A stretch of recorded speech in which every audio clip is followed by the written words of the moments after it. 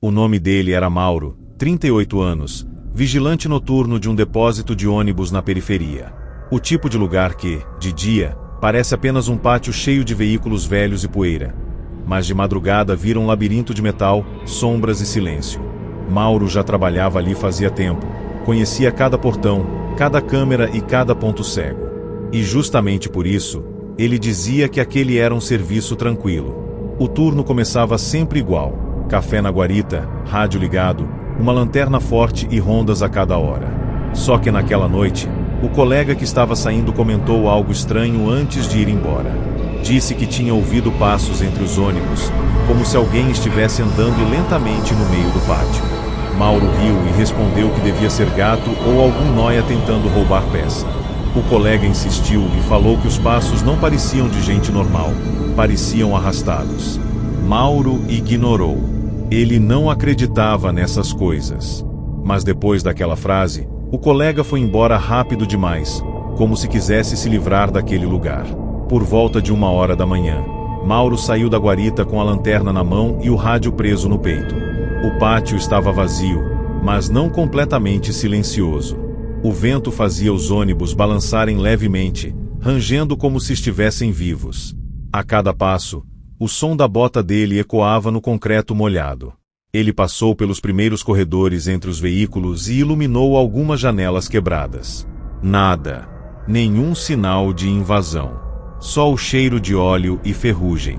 Mauro então voltou para a guarita e ficou assistindo às câmeras. Era a rotina. Só que às 2h da manhã, uma câmera do fundo do pátio começou a apresentar interferência. A imagem tremia e ficava cheia de linhas. Mauro bateu no monitor, achando que era defeito. Mas no meio da distorção, ele viu algo que fez seu sangue gelar. Uma silhueta parada entre dois ônibus, imóvel, como se estivesse olhando direto para a câmera. Mauro apertou o zoom e a imagem piorou. Ele tentou trocar para outra câmera, mas a interferência se espalhou para todas. Foi nesse momento que o rádio dele chiou sozinho ponto no rádio. Não era voz de supervisor nem de colega. Era um som baixo, como um sussurro abafado. Mauro aproximou o aparelho do ouvido e ouviu claramente uma frase, repetida como se fosse um aviso: "Não abre, não abre, não abre." Ele sentiu um arrepio subir pela nuca. O rádio chiou novamente e ficou mudo. Mauro olhou para o pátio pela janela da guarita e tudo parecia normal. Nenhum movimento, nenhum vulto. Mas o problema era justamente esse. Parecia normal demais. Ele decidiu sair para conferir. Pegou a lanterna maior e saiu andando devagar, com a mão no cacetete. O pátio estava escuro e o único som era o vento. Mauro caminhou até o local onde a câmera tinha mostrado a silhueta. Entre dois ônibus, ele apontou a luz. Nada. Só marcas de pneus e água. Ele respirou aliviado, mas nesse momento ouviu um barulho metálico vindo do fundo, como se alguém tivesse batido na lataria de um ônibus. Mauro congelou. O som veio de novo, mais perto. Toque, toque, como se alguém estivesse batendo com os dedos. Mauro apontou a lanterna para o corredor e viu apenas uma fileira de ônibus. Só que uma das janelas estava aberta, e do lado de dentro havia escuridão total. Mauro se aproximou lentamente do ônibus com a janela aberta. Era um veículo velho, parado no fundo, usado como sucata. Ele apontou a lanterna para dentro e a luz iluminou os bancos rasgados e o corredor sujo. Tudo parecia vazio. Mas então a lanterna começou a falhar, piscando, como se a bateria estivesse morrendo. Só que ele tinha trocado as pilhas naquele dia. A luz apagou por um segundo e quando voltou, Mauro viu algo sentado no último banco. Não era uma pessoa comum. Era grande demais, magro demais, e parecia estar dobrado de um jeito impossível. Mauro deu um passo para trás e a coisa levantou a cabeça lentamente. A luz da lanterna tremia na mão dele e por um instante ele viu o rosto, ou o que deveria ser um rosto. Era liso, sem olhos, sem boca, mas com marcas profundas, como se alguém tivesse costurado pele onde não devia. Mauro tentou gritar, mas não saiu voz. Ele correu para trás, tropeçou e caiu no chão. Quando levantou, a coisa já estava fora do ônibus, parada a poucos metros dele, alta, imóvel, como se estivesse esperando. Mauro apertou o rádio desesperado, mas só ouviu chiado. E no meio do chiado, a mesma frase voltou, só que agora mais clara: não olha para a janela, não olha para a janela. Mauro se levantou e começou a correr, mas em vez de ir direto para a guarita, ele se perdeu entre os corredores de ônibus. A escuridão era como um labirinto. Cada corredor parecia igual, cada sombra parecia esconder alguma coisa. O som dos passos dele ecoava, mas o pior era que havia outro som junto, passos mais pesados, mais lentos, seguindo ele. Mauro virou em um corredor e bateu contra a lataria de um ônibus. A lanterna caiu no chão e rolou, iluminando o concreto. Ele pegou a lanterna de novo e apontou para trás. Não viu nada, mas ouviu a respiração. Uma respiração grossa, como se algo estivesse muito perto do ouvido dele. Mauro começou a chorar, sem perceber. Ele correu mais, tentando achar a guarita, mas o pátio parecia infinito. As câmeras registraram ele correndo em círculos, como se estivesse preso ali. Em um dos vídeos, ele para, olha para cima e começa a apontar a lanterna para uma janela de ônibus. Ele fica encarando, como se estivesse vendo alguém dentro. Depois, ele dá 2 passos para trás e começa a correr de novo, mas agora em direção ao fundo do pátio, onde não havia saída. A imagem da câmera começa a distorcer, as luzes piscam e tudo fica preto por alguns segundos. Quando a imagem volta, Mauro não aparece mais. Apenas o pátio vazio e o vento. Minutos depois, a câmera da guarita grava a porta abrindo sozinha, como se alguém tivesse entrado, mas não aparece ninguém. O rádio comunicador de Mauro é encontrado no chão, ainda ligado, chiando. O supervisor chega correndo e encontra a cadeira virada, o café derramado e a lanterna jogada do lado de fora. Eles procuram Mauro entre os ônibus, chamam o nome dele, gritam, mas ninguém responde. Só encontram pegadas dele no chão molhado, que terminam de repente no meio do pátio, como se ele tivesse simplesmente desaparecido ali. A polícia foi chamada, fizeram buscas durante dias, usaram cães farejadores, mas não acharam corpo, sangue, nada. A única coisa que ficou foi a gravação do rádio. Quando analisaram, o áudio mostrava Mauro sussurrando bem baixo, quase como uma oração: não olha para a janela, não olha para a janela. E no final do áudio, uma voz diferente, grave e lenta, responde: tarde demais. Depois disso, silêncio absoluto. Até hoje, funcionários do depósito dizem que, em algumas madrugadas, dá para ver um ônibus específico com a janela aberta, e uma sombra sentada no último banco, esperando alguém chegar perto.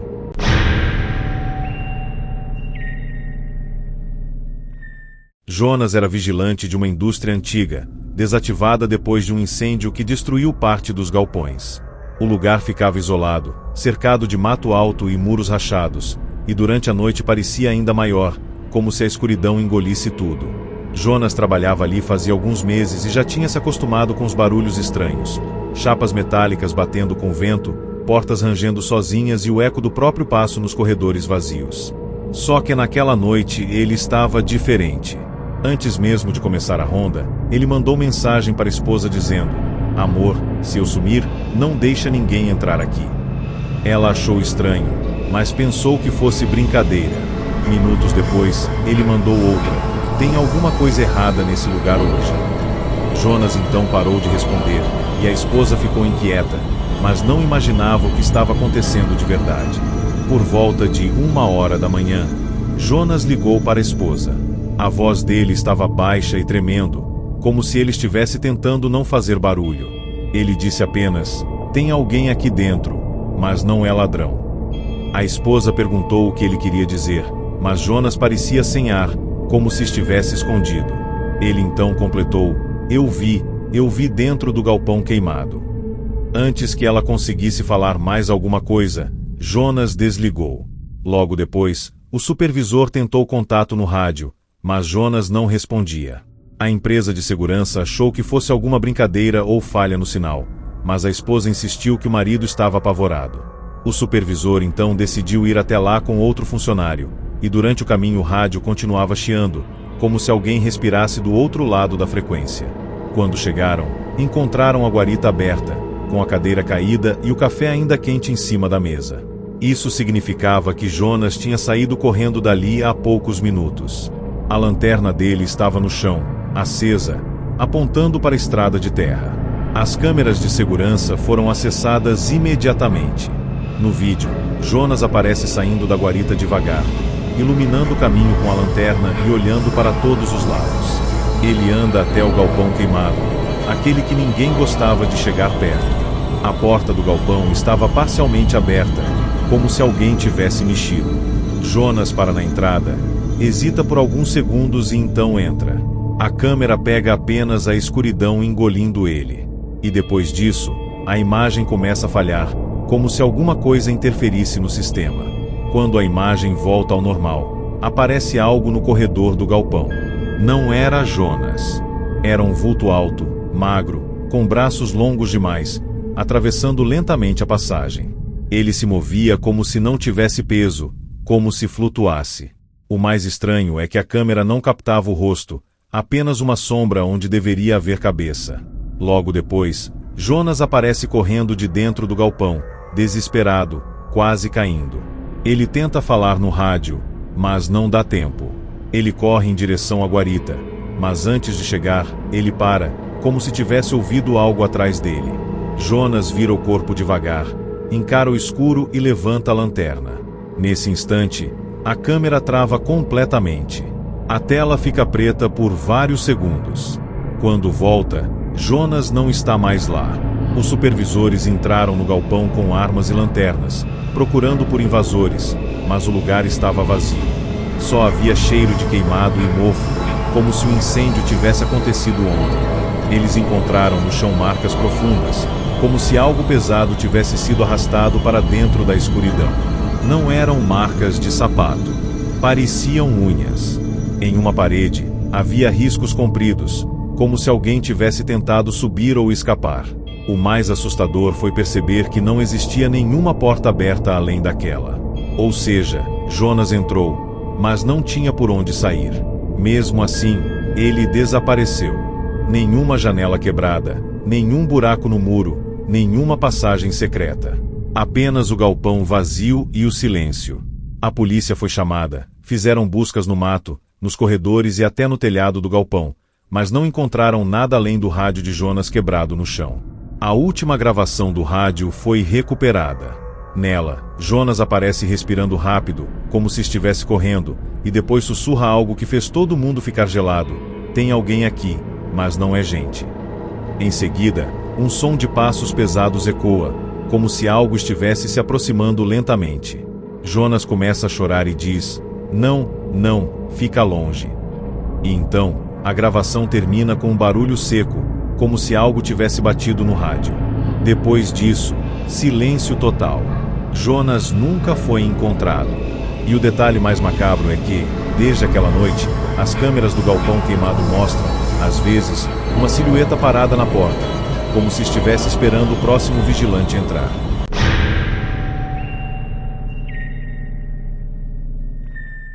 Sérgio era vigilante noturno em um condomínio de luxo, daqueles com portaria 24 horas, câmeras em cada canto e sensação de segurança absoluta. Ele era conhecido por ser rígido, calado e extremamente responsável. Nunca faltava, nunca chegava atrasado, nunca abandonava posto. Naquela noite, moradores começaram a reclamar de um problema estranho. O elevador estava descendo sozinho para o subsolo, como se alguém estivesse chamando de lá. A administração achou que fosse defeito elétrico, mas Sérgio decidiu verificar pessoalmente. Ele pegou o rádio, a lanterna e foi até o elevador principal. O prédio estava silencioso, e o corredor parecia mais frio do que o normal. Sérgio apertou o botão do elevador e entrou. Antes da porta fechar, ele avisou no rádio que iria descer até o nível -2, onde ficava um estacionamento antigo e um depósito fechado. O supervisor respondeu confirmando. Até aí, tudo parecia rotina. A câmera interna do elevador gravou Sérgio sozinho, em pé, olhando para o painel. Ele apertou o botão do -2 e o elevador começou a descer. No começo, a expressão dele era normal, mas conforme os números diminuíam, ele ficou tenso, como se estivesse ouvindo alguma coisa. A luz do elevador piscou uma vez, rápida, e Sérgio levantou os olhos, encarando o canto superior como se alguém estivesse ali. O elevador continuou descendo e, por alguns segundos, o áudio da câmera captou um som estranho.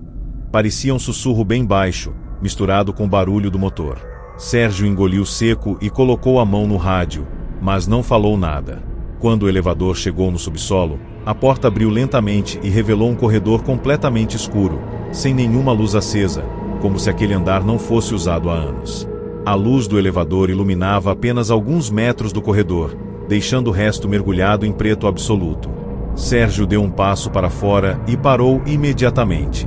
Ele virou o rosto para a direita, como se alguém estivesse parado ali.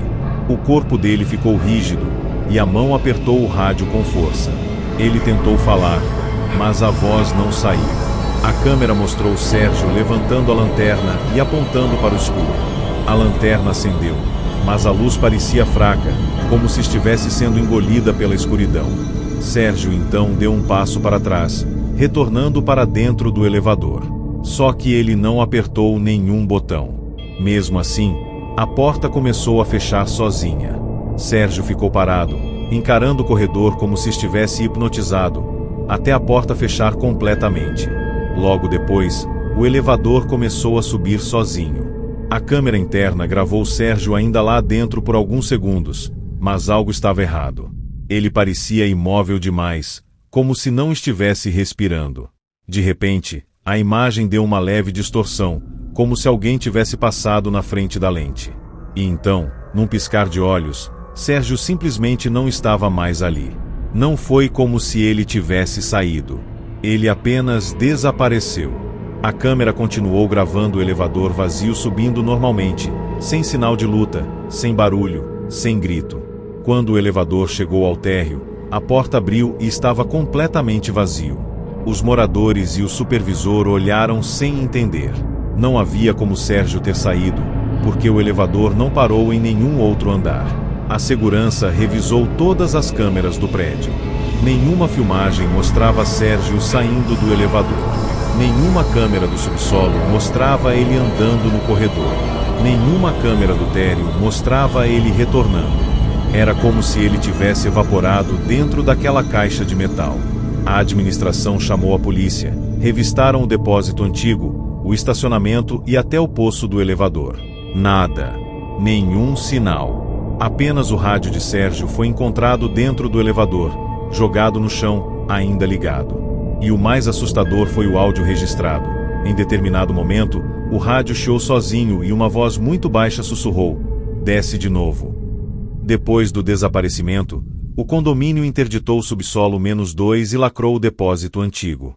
Mas os moradores dizem que, às vezes, de madrugada, o elevador volta a descer sozinho. A porta abre lá embaixo e fica aberta por alguns segundos, como se estivesse esperando alguém entrar.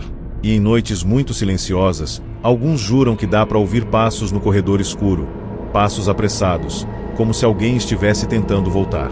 Mas nunca consegue. O nome de Sérgio foi removido das escalas e o caso acabou arquivado como desaparecimento.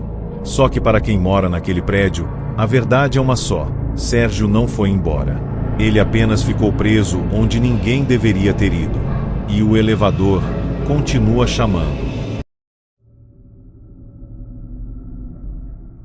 Antônio tinha 52 anos, era vigilante noturno e pai de família. Ele trabalhava há anos fazendo rondas em escolas, postos e prédios públicos, e dizia que a escola de madrugada sempre parecia diferente, como se o lugar tivesse memória. Naquela época, uma escola municipal passou a sofrer invasões constantes, roubo de fios, equipamentos e até vandalismo. Por isso, contrataram Antônio para ficar no turno da noite. O local era grande, com pátio aberto, corredores longos e um parquinho velho nos fundos. Antônio chegou naquela noite como sempre. Abriu a guarita, ligou o rádio, preparou um café e começou a ronda padrão. Tudo parecia normal. Mas por volta da 1h da manhã, ele ouviu algo que não fazia sentido. Era um som baixo vindo do pátio. Risadas. Risadas de crianças. Ele parou, ficou escutando e sentiu um frio no estômago. A escola estava vazia. Não havia como ter criança ali dentro.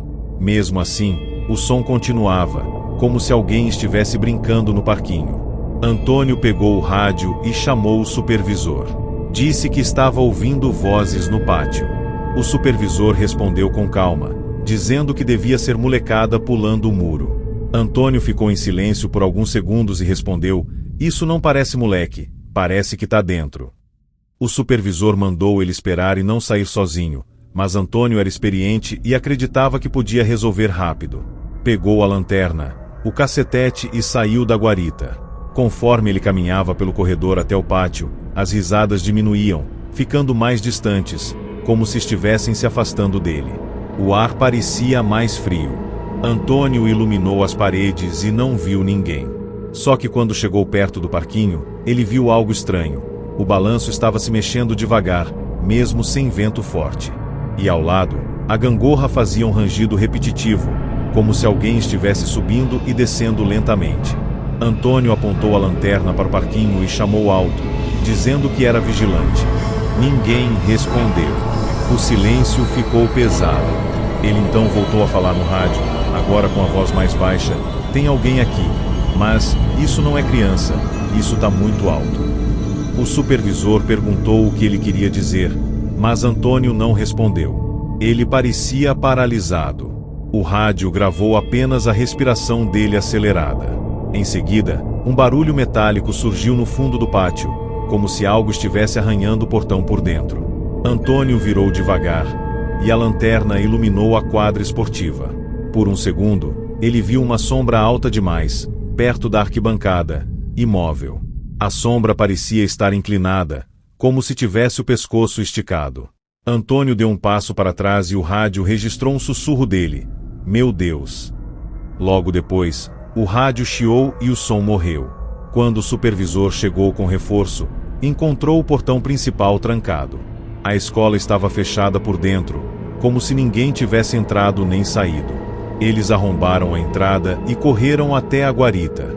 A cadeira estava virada, o café derramado no chão e o rádio de Antônio estava ligado, mas só chiava. A lanterna dele foi encontrada no pátio, acesa e apontando diretamente para o parquinho.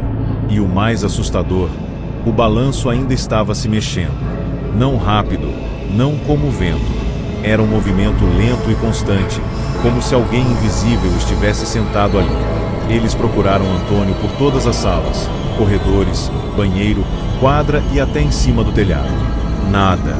Nenhum sinal de luta. Nenhum rastro. Apenas silêncio e aquela sensação de que alguém observava do escuro. A polícia investigou por dias, mas não encontrou pegadas, nem invasores, nem qualquer explicação. O caso virou desaparecimento. Porém, semanas depois, um professor chegou cedo e percebeu que uma sala que sempre ficava trancada estava com a porta entreaberta. Ao entrar, ele encontrou algo que fez o corpo dele gelar, um desenho feito a giz no chão. Era um homem de uniforme, com um rádio no peito e uma lanterna na mão. A figura parecia Antônio. Só que o rosto não existia. Era apenas um vazio branco, como se alguém tivesse apagado a parte mais importante. O professor saiu correndo e chamou a diretora. Quando voltaram, o desenho ainda estava lá, e ao lado dele, havia várias marcas pequenas de mãos infantis no chão, como se crianças tivessem batido as palmas em volta do desenho. Depois disso, ninguém mais aceitou trabalhar sozinho naquela escola. Sempre que um vigilante era escalado, ele pedia para trocar. Alguns funcionários diziam que à noite dava para ouvir bola quicando na quadra, passos correndo no corredor e risadas vindo do parquinho. E em algumas madrugadas, moradores da rua juravam ver luzes acendendo sozinhas nas salas, como se tivesse aula acontecendo. Mas quando alguém chamava a polícia, encontravam tudo vazio. O caso de Antônio nunca foi resolvido. Ele saiu para investigar risadas de criança e nunca mais voltou. E o detalhe mais perturbador é que, até hoje, o balanço do parquinho se move sozinho quando o relógio marca exatamente 1h da manhã, como se alguém ainda estivesse brincando, esperando o próximo vigilante chegar perto.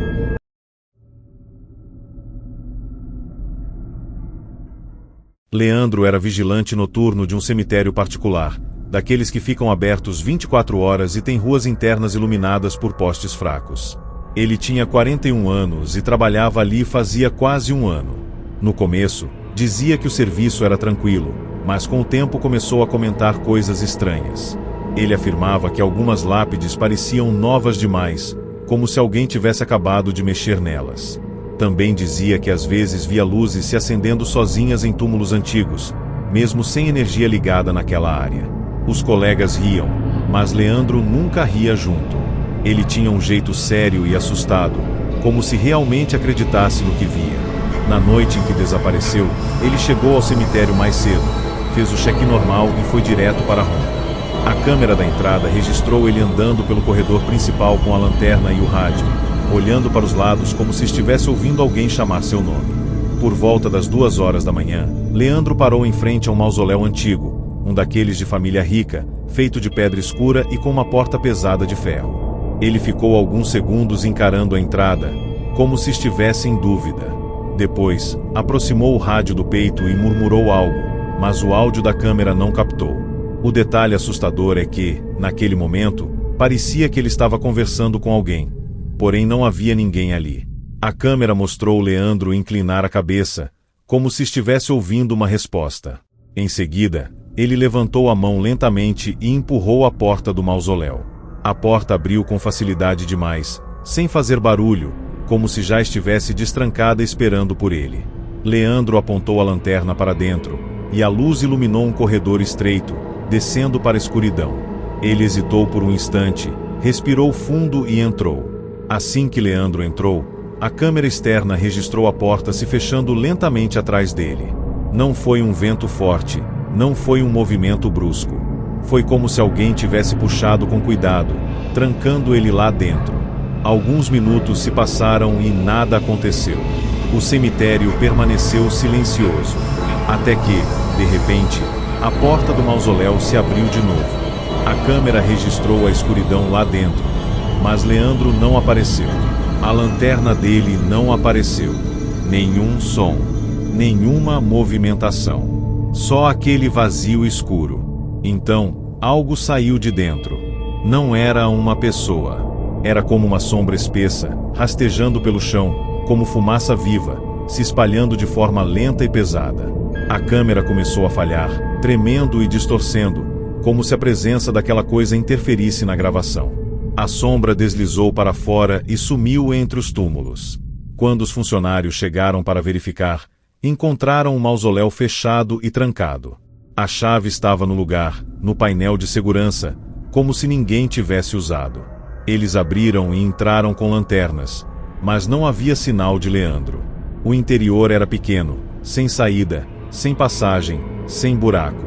Apenas paredes de pedra e gavetas funerárias antigas. A equipe chamou a polícia e o cemitério foi vasculhado. Nada. Nenhum corpo, nenhuma marca de sangue, nenhuma luta. Só silêncio. Porém, na manhã seguinte, um funcionário encontrou algo que fez todos entrarem em choque. O uniforme de Leandro estava dobrado cuidadosamente em cima de uma lápide, como se alguém tivesse tirado dele e colocado ali com calma.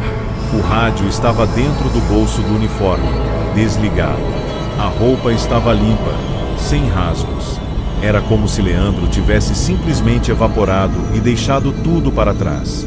A polícia tentou tratar como fuga ou desaparecimento voluntário, mas ninguém acreditou. Leandro era pai, tinha família, não tinha motivos para sumir daquele jeito.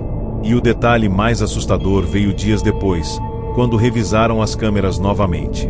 Antes de Leandro abrir a porta do mausoléu, a câmera registrou algo quase invisível atrás dele, uma silhueta parada, colada na sombra da parede. Quando Leandro se aproximou, essa silhueta pareceu se mover junto, como se estivesse guiando ele. Depois que a porta fechou, a câmera captou um som abafado, como batidas fracas vindo de dentro. E o som durou poucos segundos, até parar completamente. Desde então, o mausoléu foi lacrado, mas funcionários juram que, em algumas noites, dá para ouvir alguém batendo lá dentro, pedindo para sair. E sempre que isso acontece, a luz dos postes começa a piscar, como se o cemitério inteiro estivesse respirando. Leandro saiu para trabalhar como qualquer outro vigilante, e nunca mais voltou para casa.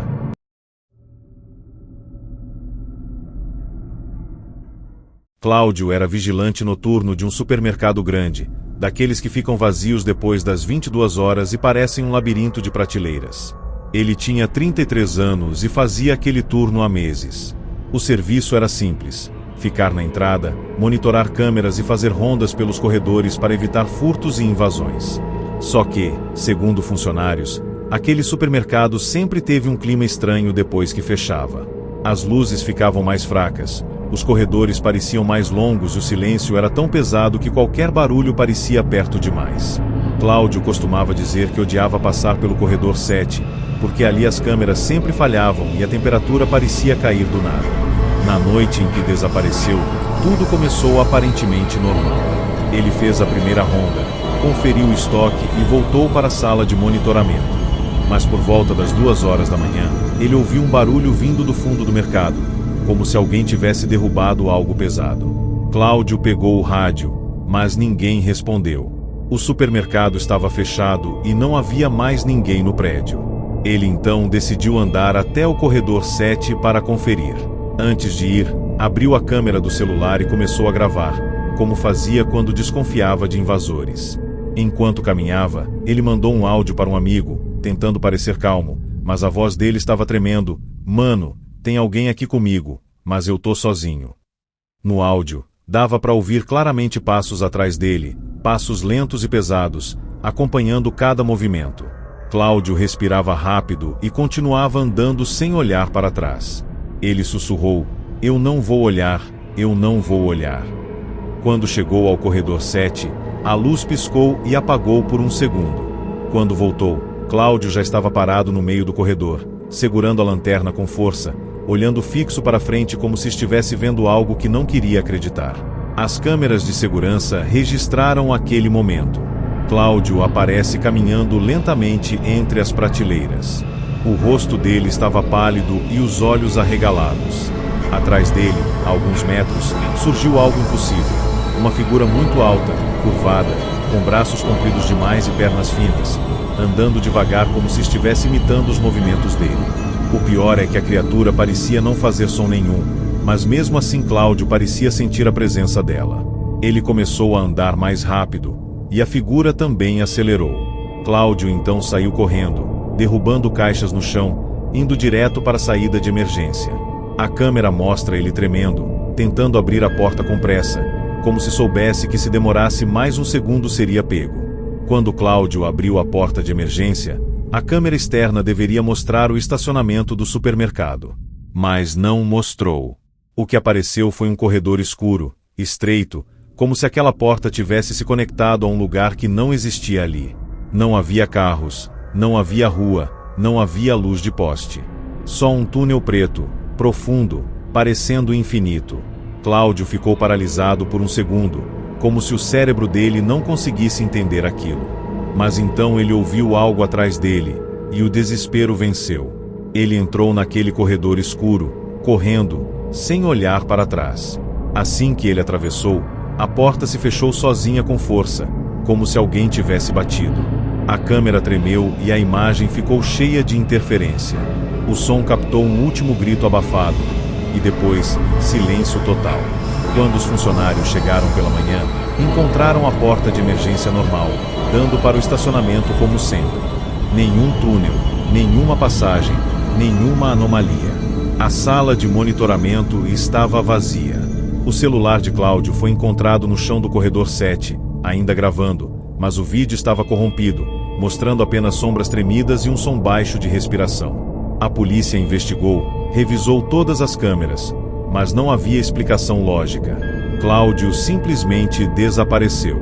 O detalhe mais perturbador é que, semanas depois, clientes começaram a reclamar que ouviam alguém batendo do lado de dentro da porta de emergência, como se alguém estivesse preso lá fora tentando entrar. E toda vez que isso acontecia, as luzes do corredor 7 piscavam, como se alguma coisa ainda estivesse rondando aquele mercado, esperando a próxima pessoa ficar sozinha. Robson era vigilante noturno de um prédio alto ainda em construção. Ele tinha 36 anos e fazia aquele serviço para evitar invasões e roubos de material. O local era grande, cheio de andares vazios, concreto exposto e corredores que pareciam intermináveis. De dia, era só uma obra comum. Mas à noite, o prédio virava outra coisa. Robson dizia que odiava aquele turno, porque o lugar rangia como se estivesse vivo. Barulhos de metal, estalos no concreto e vento atravessando janelas sem vidro faziam parecer que alguém andava ali dentro.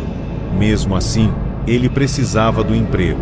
Naquela noite, uma chuva forte começou e o vento batia nos andares altos, fazendo o prédio gemer. Robson ficou na guarita olhando as câmeras, até que percebeu algo estranho. Uma das portas internas do térreo, que dava acesso às escadas, estava aberta. Ele jurava que tinha fechado. E mais estranho ainda, parecia haver uma sombra passando por dentro, subindo lentamente. Robson pegou o rádio e chamou o supervisor. Disse com a voz nervosa: "Tem alguém aqui dentro subindo as escadas, mas não tem pegada nenhuma no barro." O supervisor respondeu mandando ele ficar na guarita e esperar reforço. Mas Robson não quis. Ele acreditava que era ladrão e que, se esperasse, poderiam levar equipamentos. Pegou a lanterna e entrou no prédio. O térreo estava escuro e úmido, e a água da chuva escorria pelo chão, deixando marcas visíveis. Robson apontou a lanterna para as escadas e começou a subir devagar. A cada degrau, ele esperava ver pegadas molhadas, mas não havia nada. Nem sinal de barro. Só o som da própria respiração. Conforme ele subia, as luzes de emergência começaram a acender sozinhas em alguns andares, uma após a outra, como se algo estivesse acordando dentro do prédio. A câmera do térreo registrou o momento em que Robson chegou ao 10º andar. Ele parou no corredor, apontou a lanterna para frente e ficou imóvel. Parecia ouvir alguma coisa. Ele sussurrou no rádio: "Quem tá aí?" Ninguém respondeu. O silêncio era tão grande que dava para ouvir gotas de água pingando. Então, de repente, a câmera captou uma sombra no fundo do corredor. Não era um homem. Era uma forma alta, fina, que parecia se esticar nas paredes. Robson deu um passo para trás e a sombra também avançou, mas sem fazer barulho. O vigilante tentou correr para as escadas, mas a luz do corredor piscou e apagou. Quando voltou, Robson já estava correndo desesperado, descendo os degraus quase caindo, como se estivesse fugindo de algo que vinha logo atrás. A câmera do térreo mostrou Robson descendo, ofegante, com o rosto completamente pálido. Ele parecia fora de si, tremendo. Mas o mais estranho é que, enquanto ele descia, as luzes dos andares acima continuavam acendendo, como se algo estivesse descendo junto, acompanhando ele. Robson chegou ao térreo e, em vez de correr para a guarita, saiu direto para fora do prédio, atravessando o pátio da obra sob chuva forte. Ele não olhou para trás em nenhum momento. Parecia saber que, se olhasse, não conseguiria continuar correndo. Ele desapareceu na escuridão da rua, e ninguém viu mais. O supervisor chegou minutos depois e encontrou apenas o rádio de Robson no chão do térreo, ainda ligado, chiando baixinho. O desaparecimento virou caso de polícia. Procuraram Robson por 2 dias, vasculharam terrenos próximos e mato ao redor da obra, mas não acharam nada. Até que, 3 dias depois, trabalhadores voltaram ao prédio e subiram para conferir um vazamento. No 20º andar, encontraram algo que fez todos ficarem em choque. O corpo de Robson estava lá em cima, encostado na parede, com os olhos abertos e expressão de terror congelada. O problema é que o 20º andar ainda nem tinha escada pronta. Era impossível alguém ter levado ele até ali. O elevador da obra também não funcionava. A única forma de chegar era por andaimes externos, e naquela noite de chuva ninguém teria conseguido. A polícia nunca explicou como ele foi parar lá. Só registraram como morte suspeita e encerraram o caso. Depois disso, a obra ficou parada por semanas. Nenhum vigilante queria assumir o turno noturno. Alguns trabalhadores juravam que à noite dava para ver luzes acendendo sozinhas nos andares altos, mesmo sem energia ligada. Outros diziam ouvir passos no concreto e barulho de alguém subindo escadas que nem existiam. E o mais assustador, em algumas madrugadas, moradores próximos afirmavam ver uma silhueta parada no topo do prédio, olhando para baixo, imóvel, como se estivesse esperando alguém entrar. Robson saiu para trabalhar e nunca chegou em casa. E desde então, aquele prédio ganhou fama de ser um lugar onde quem sobe demais não consegue mais descer.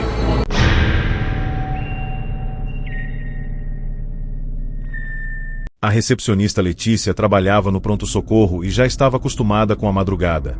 Mas naquela noite o hospital parecia diferente, como se estivesse vazio demais. Eram exatamente 3h03 quando o interfone da recepção tocou sozinho. No visor apareceu o morgue, subsolo. Mesmo a morgue estando fechada e sem ninguém autorizado a ligar. Letícia atendeu achando que era brincadeira, mas ouviu uma voz feminina muito baixa, quase chorando. "Moça, pode abrir a porta?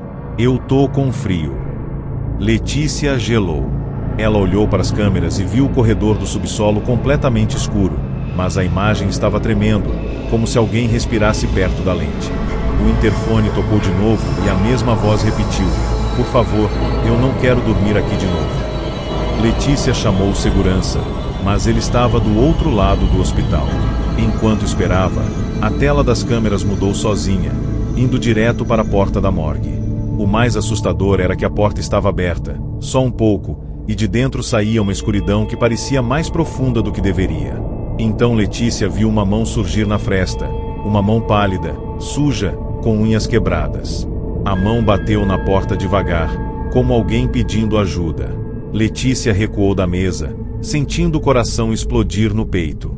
A câmera aproximou sozinha e ela percebeu que não era uma mão adulta. Era pequena, como de criança. O interfone chiou e a voz agora parecia mais próxima. "Eles colocaram meu nome errado, e eu acordei lá dentro."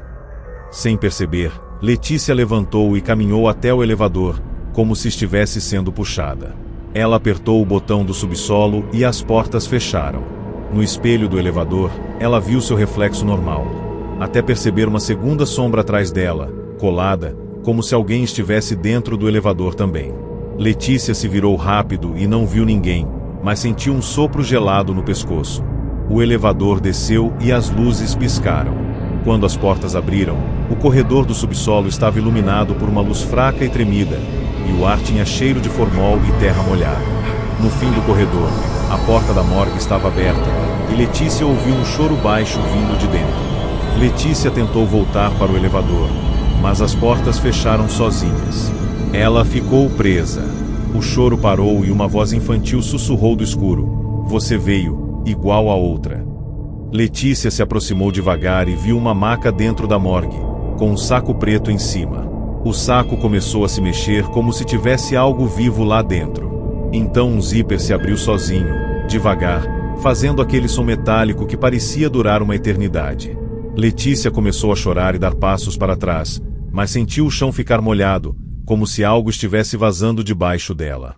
Quando olhou para baixo, viu pegadas pequenas surgindo na água, andando ao redor dela, como se uma criança invisível estivesse circulando. De dentro do saco preto, uma cabeça apareceu. Era uma menina, pálida, com os olhos fundos e a pele marcada como se tivesse sido comprimida por muito tempo. Ela sorriu, mas o sorriso não era de alegria, era de alívio, como alguém que finalmente encontrou companhia. A menina levantou a mão e apontou para Letícia, dizendo: "Agora você também vai ficar aqui, para ninguém esquecer." Nesse instante, as luzes apagaram totalmente e Letícia ouviu várias portas de gavetas da morgue abrindo ao mesmo tempo, como se dezenas de corpos estivessem se levantando. Ela gritou, mas o som não saiu. Tudo ficou preto.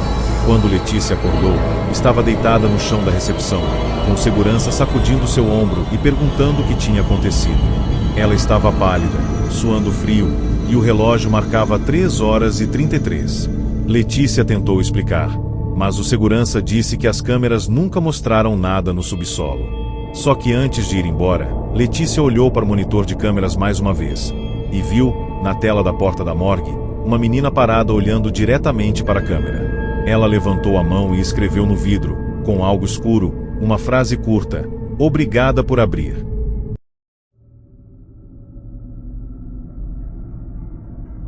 Eduardo era vigilante noturno em um shopping grande e conhecido. Ele tinha 29 anos, era atento e fazia aquele serviço havia mais de um ano. Conhecia cada corredor, cada saída de emergência e cada porta de depósito. De madrugada, o shopping ficava completamente vazio, mas nunca parecia realmente morto. O ar-condicionado desligado deixava o ambiente abafado, e o eco dos passos fazia parecer que alguém estava sempre caminhando logo atrás. Eduardo dizia que o pior era a praça de alimentação, porque ali o silêncio era estranho, como se o lugar estivesse esperando algo acontecer. Naquela noite, ele começou a ronda normal, passando pelas lojas fechadas e conferindo as câmeras. Tudo estava aparentemente certo, até que, por volta das 3 horas da manhã, ele percebeu uma coisa impossível. Perto da praça de alimentação havia uma porta entreaberta, uma porta que não deveria estar ali. Ele parou, encarou por alguns segundos e sentiu o coração acelerar. Eduardo chamou no rádio e avisou o supervisor. Disse que havia uma porta aberta perto da praça. O supervisor respondeu achando que fosse alguma porta de manutenção mal fechada, mas Eduardo insistiu: "Eu trabalho aqui faz tempo, essa porta não existia." Mesmo assim, ele decidiu se aproximar. Com a lanterna na mão, foi andando devagar. Quanto mais chegava perto, mais sentia o ar ficar frio. Era como se aquela porta sugasse o calor do ambiente. Ele iluminou a entrada e viu algo que não fazia sentido. Do outro lado não parecia haver uma sala pequena de manutenção. Parecia um corredor longo, profundo, escuro, grande demais para caber dentro do shopping. Eduardo ficou parado, respirando pesado.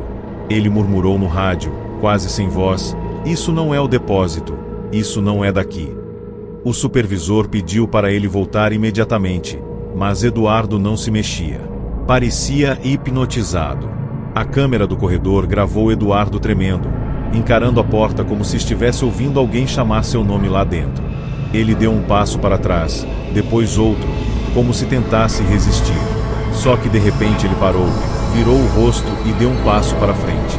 Entrou. Assim que atravessou, a porta se fechou sozinha com força, como se alguém tivesse batido. O som ecoou pelo shopping vazio. A câmera registrou a porta fechada, e depois, nada. Nenhum movimento, nenhuma abertura, nenhum sinal de Eduardo. O rádio dele ficou chiando por alguns segundos, e então desligou sozinho. O supervisor correu até o local com outros funcionários, mas quando chegaram, a porta simplesmente não estava mais ali. No lugar havia apenas uma parede lisa, como se nunca tivesse existido qualquer entrada. Os seguranças passaram a mão na parede, bateram, tentaram achar alguma passagem, mas era concreto sólido. Não havia marca de porta, dobradiça, nada. O shopping inteiro foi vasculhado e Eduardo não estava em nenhum lugar. A polícia foi chamada e a administração tentou tratar como fuga, mas não havia como. Eduardo tinha entrado em uma porta, que desapareceu. Dias depois, alguns funcionários começaram a comentar que, durante a madrugada, dava para ouvir batidas vindas daquele ponto da parede. Batidas fracas, como alguém preso tentando chamar atenção. Alguns diziam que também ouviam sussurros, como se uma voz pedisse socorro bem baixo. Um segurança chegou a afirmar que encostou o ouvido na parede e ouviu claramente: "Abre, abre a porta." Depois do desaparecimento, o shopping tentou abafar o caso. A área foi reformada e cobriram a parede com um painel decorativo, como se aquilo pudesse apagar o que aconteceu. Mas quem trabalha lá diz que certas noites são diferentes. O ar fica gelado perto da praça de alimentação e o rádio começa a chiar sozinho. E em alguns momentos, câmeras captam sombras passando rápido perto do local onde a porta apareceu. O mais assustador é que, às vezes, o painel decorativo vibra levemente, como se algo estivesse batendo do outro lado. Eduardo saiu para trabalhar como qualquer outro vigilante, e nunca chegou em casa. E a pior parte é pensar que ele pode não ter morrido. Pode apenas estar preso em algum lugar, esperando alguém abrir a porta de novo.